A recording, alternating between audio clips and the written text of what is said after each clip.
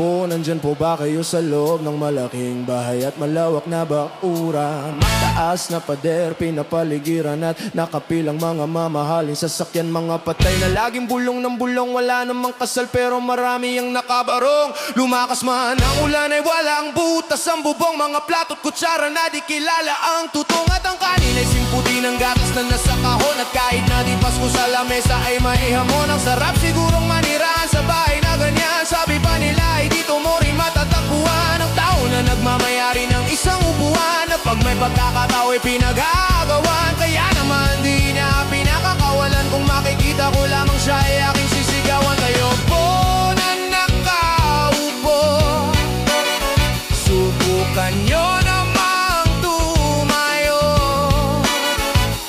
at baka matanaw, at baka matanaw nyo ang tunay na kalagayan ko.